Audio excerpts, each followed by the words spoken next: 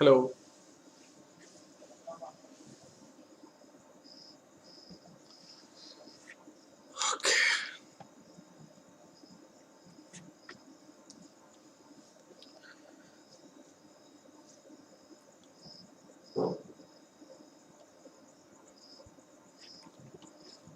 Okay, so hello everyone. So basically, what we are trying to do today is, make a small video for the information purpose of every student that is aspiring for IIT JEE. So आज हम लोग जो preparation का first step होता है, जो कोई भी एग्जाम के लिए होता है, वो उस पर हम लोग फोकस कर रहे हैं कि हमारा फर्स्ट स्टेप होना क्या चाहिए। फर्स्ट स्टेप होना ये चाहिए कि हम किस एग्जाम के लिए प्रिपेयर कर रहे हैं और कैसे हमारा प्रिपरेशन होना चाहिए और एंड रिजल्ट कैसे आएगा, मतलब एंड में जब एग्जाम होगा तो व्हाट वी कैन डू और what we should do basically on the exam day and how we will execute our plan, all those things आज हम लोग डिस्कस करने वाले हैं इस वीडियो में। तो बेसिकली मैं इसको ज़्यादा लेंथी नहीं करूंगा, बट बेसिक बेसिक जो पॉइंट्स है वो मैं बताऊंगा। बाकी आपको ज़्यादा इन्फॉर्मेशन चाहिए तो आप इन्फॉर्मेशन बुलेटिन जो जेई के मेंस और एडवांस के लिए होता है वो आप पढ़ सकते हो, वहाँ से आपको और ज़्यादा इन्फॉर्मेशन मिलेगा।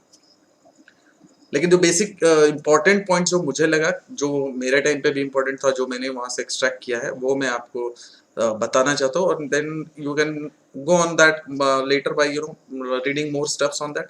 सो लेट्स सी हम लोग इसमें क्या समझना चाह रहे हैं। पहले तो ये समझना होगा कि जब हम कोई भी स्टूडेंट कोई एग्जाम को फोकस करता है तो उसका पहला टारगेट सिलेबस होता है। लेकिन एक्चुअली में सिलेबस तो इम्पोर्टेंट है ही, लेकिन उससे भी ज़्यादा इम्पोर्टेंट है कि जो एग्ज़ाम आप प्रिपेयर कर रहे हैं उसका रिजल्ट कैसा होगा, उसमें क्या टेक्निक से रिजल्ट लाया जा सकता है। All those things is very important. ये सिंपल स्कूल का एग्जाम या बोर्ड एग्जाम टाइप नहीं है कि आपने सिलेबस कंप्लीट किया और वहां पर जाकर वॉमिट कर दिया। यहाँ पे जो क्वेश्चंस है वो डिफिकल्ट होता है, प्लस थोड़ा जो सिलेक्शन होगा वो भी बहुत इंपॉर्टेंट होता है। आप सारे क्वेश्चंस कर रहे हैं ये इंपॉर्टेंट नहीं होता है, आपको कौन से क्वेश्चन करना है, कौन सा अटेम्प्ट लेना है नहीं लेना, टाइम मैनेजमेंट जो है वो बहुत इंपॉर्टेंट होता है। तो यहाँ पे हम लोग देखेंगे कि पहले तो एग्जाम का फॉर्मेट क्या है और कहाँ से आ रहा है, और फिर आगे जाके इसमें क्या क्या हर्डल्स आता है, हर्डल्स को कैसे हम ओवरकम कर सकते हैं, ये सारी चीज़ों को मैं डिस्कस कर रहा हूँ। और मैंने अपना पूरा इन्फॉर्मेशन जो है अपने से बेस्ट ट्राई किया है कि वो सही हो और सब कुछ ठीक हो। तो अगर बाई चांस कोई एरर या कुछ आपको लगता है कि कुछ प्रॉब्लम है या कुछ डिफरेंस आता है अपने ओपिनियन में, तो आप मुझे बिल्कुल बता सकते हैं ताकि मैं उसको करेक्ट कर लूँ। ठीक है। So I have kept my best of knowledge in making this information. तो देखते हैं क्या है। तो पहले हम लोग समझते हैं कि आईआईटी जो ये आप जो प्रिपेयर करना स्टार्ट करें, जो भी अभी 10th स्टैंडर्ड पास किए हैं या फिर पहले से भी कुछ लोग प्रिपेयर कर रहे होते हैं, तो जो भी प्रिपेयर कर रहे हैं उनको पहले तो ये पता होना चाहिए कि भाई आईआईटी जेईई जो हम प्रिपरेशन कर रहे हैं वो एक्चुअली हो क्या रहा है, आगे जाके होगा क्या। तो आपका आईआईटी जेईई दो पार्ट में एग्जाम होगा, एक तो मेंस होगा, दूसरा एडवांस होगा। पहले आपको इसको समझना है। मेंस में आपको आईआईटी नहीं मिलता है और एडवांस में आपको आईआईटी मिलता है।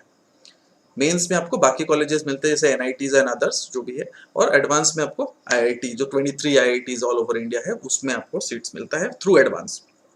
तो पहले तो ये समझना है कि अगर मुझे आईआईटी चाहिए तो एडवांस ही जाना है, करना पड़ेगा क्वालिफाई, मेंस से आईआईटी नहीं जा सकते। ठीक है। और ये दोनों एग्जाम का जो पॉइंट है, मतलब प्रिपरेशन का, अटेम्प्ट का, पेपर का, सब कुछ डिफरेंट है। तो जो माइंडसेट से आप मेंस को दे रहे हैं वो माइंडसेट से आप एडवांस नहीं दे सकते, जो माइंडसेट से आप एडवांस दे रहे हैं उस माइंडसेट से आप मेंस नहीं दे सकते। ये मेरा अपना एक्सपीरियंस है।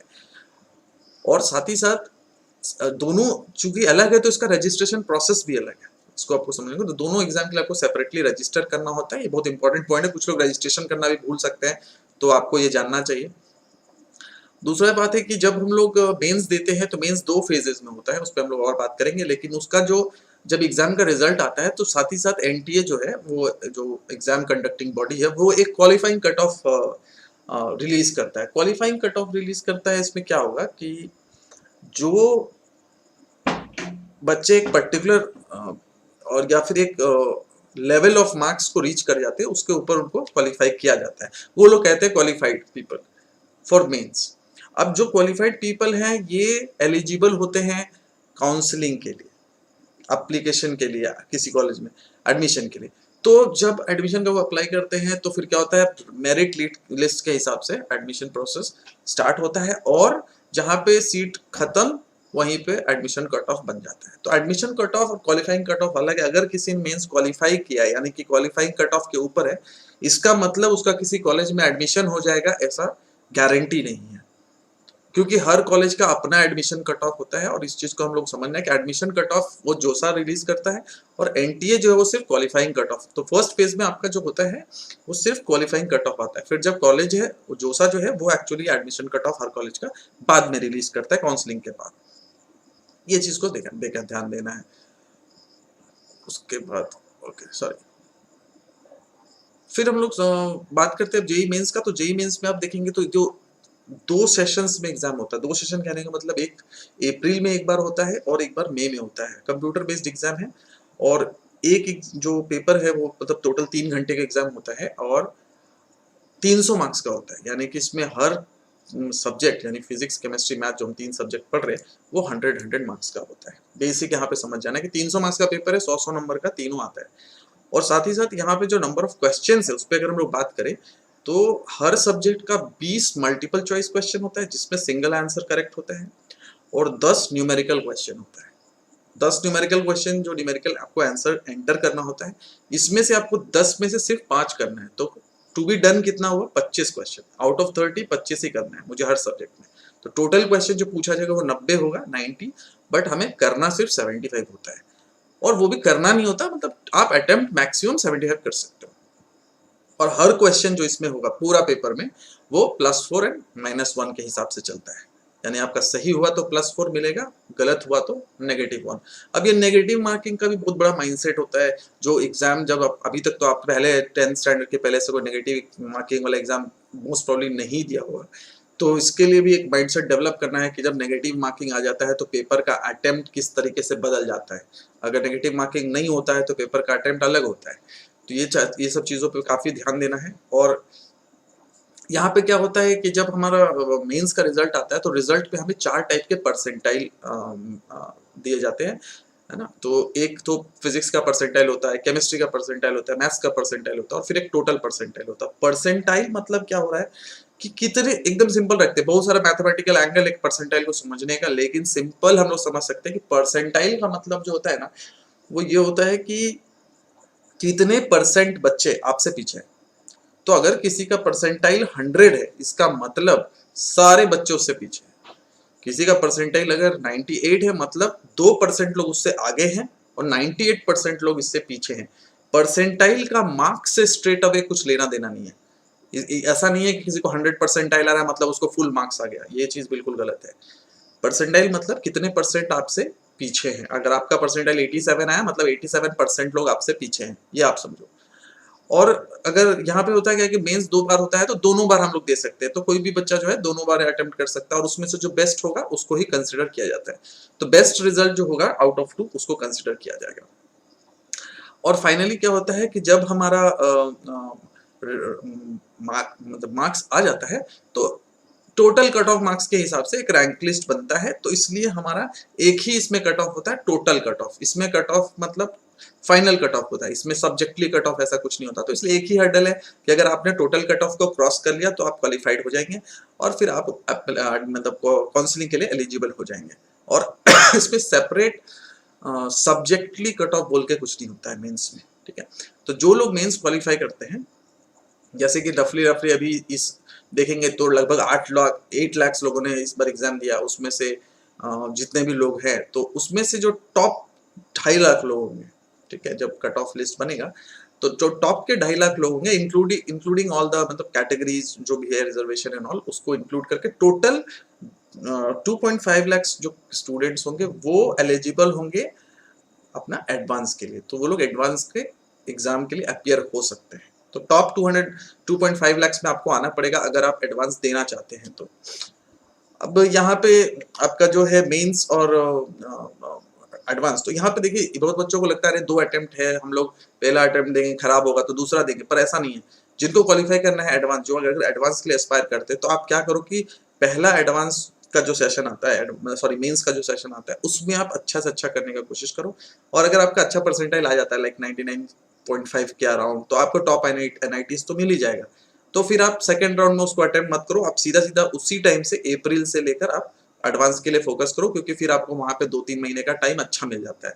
अभी क्या होगा कि अगर दोनों बार हम देने का चक्कर रखेंगे तो क्या होगा कि आपका अप्रैल भी जाएगा मेंस के चक्कर में और जून भी चला जाएगा मेंस के चक्कर में, तो फिर आपके पास एडवांस के लिए कुछ खास रिवीजन के लिए टाइम नहीं बचेगा, वो टाइम फ्रेम बहुत कम हो जाता है। तो इसलिए अप्रैल में अगर आपने अच्छा कर लिया तो आप सीधा सीधा एडवांस की तरफ फोकस करो और एडवांस को अच्छा करने का कोशिश करते हैं। अब बात करते हैं मेंस के बाद। मेंस थोड़ा सिंपल है। मेंस में आपको फॉर्मेट जो है वो क्लीन है, आपको समझ में आता है कि हाँ इस तरीके से करने से मेरा ये चीज हो सकता है। लेकिन जब एडवांस का बात आता है तो एडवांस में थोड़ा सिचुएशन बदल जाता है। सबसे पहला बात है कि एक दिन में ही आपको 2 पेपर देने हैं, ठीक है, एक ही दिन में दोनों पेपर होगा और वो दोनों पेपर जो होगा वो 3 घंटे का होगा, 3 आवर्स का 2 पेपर। और दोनों पेपर में आपका तीनों सब्जेक्ट होगा, यानी कि फिजिक्स भी होगा, केमिस्ट्री भी होगा, मैथ्स भी होगा, ठीक है। और इसमें अब जब क्वेश्चन पेपर मिलता है तो इसको सरप्राइज क्यों बोल रहे हैं हम लोग, क्योंकि जब क्वेश्चन पेपर मिलता है तो सारा क्वेश्चन का वैल्यूएशन एक जैसा नहीं होता है, कोई क्वेश्चन का वैल्यूएशन अलग, कोई क्वेश्चन का अलग। तो इस वजह से क्या होता है, डिफिकल्टी भी वेरी करता है और अटेम्प्ट बहुत इंपॉर्टेंट हो जाता है कि आप कौन से टाइप ऑफ क्वेश्चन में अटेम्प्ट कर रहे हैं। जैसे +3 सिंगल आंसर का क्वेश्चन है तो +3 -1 है, तो यहाँ पे हो सकता है कि डिफिकल्टी लेवल कुछ अलग हो। फिर आपके पास एक और टाइप का क्वेश्चन होता है जहाँ पे +4 -2 होता है, इसमें पार्शियल मार्किंग भी होता है। इसका मतलब क्या है कि इसमें चारों आंसर सही हो सकते हैं।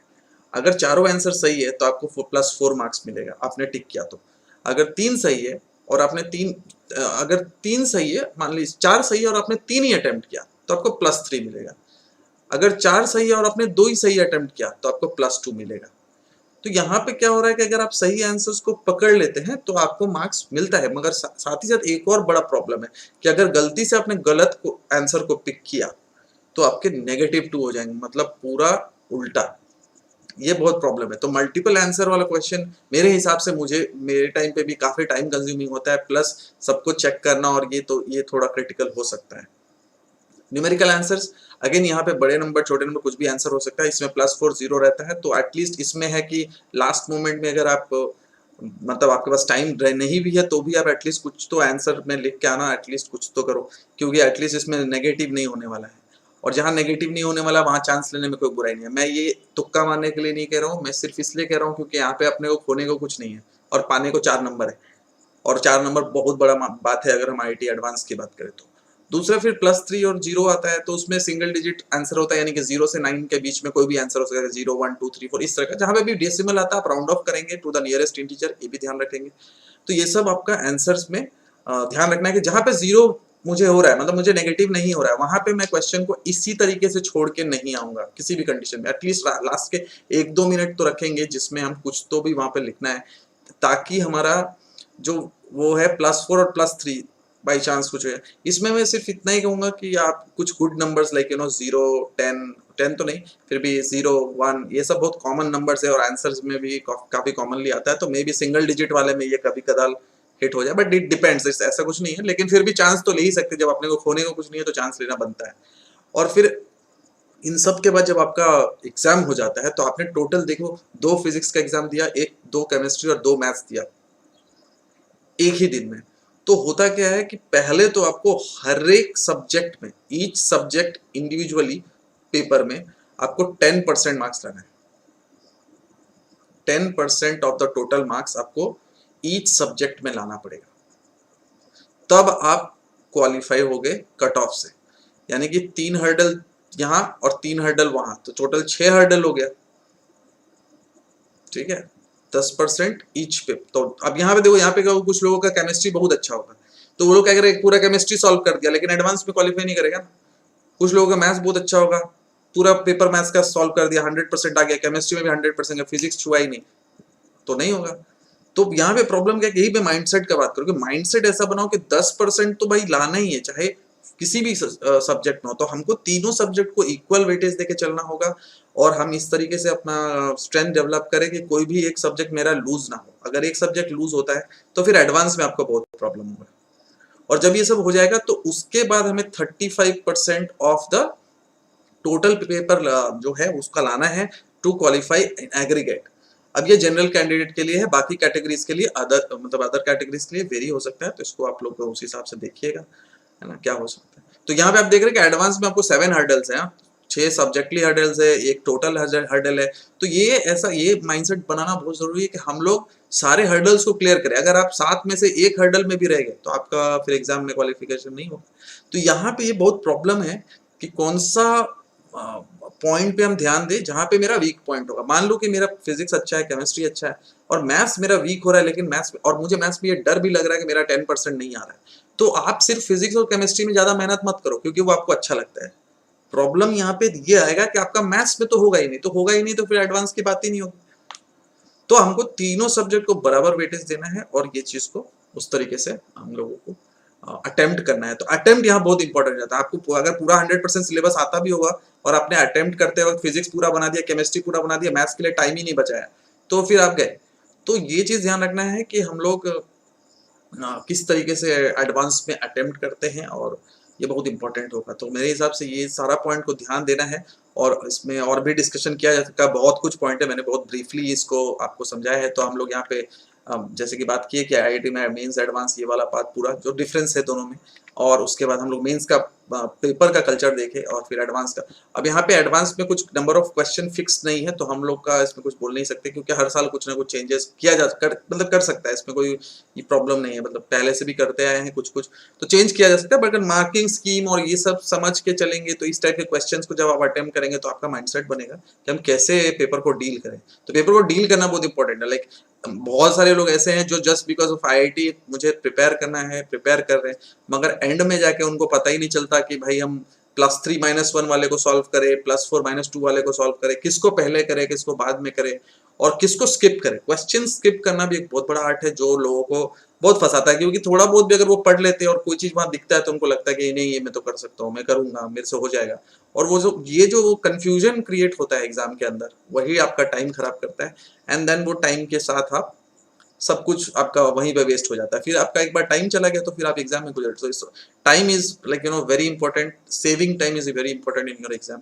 तो एडवांस के लिए आप ये सब चीज़ों का बेसिक ध्यान रखें। और इसके अलावा आपको कुछ भी डाउट्स है, कुछ भी कंफ्यूजन है या कुछ आप चाहते हैं कोई टॉपिक में वीडियो बनाए, कुछ और हेल्प करें, तो प्लीज़ आप हमें कमेंट में कमेंट करें और हम लोग यहाँ से आगे आपको हेल्प कर सकते हैं। Okay, so thank you so much for watching. Okay.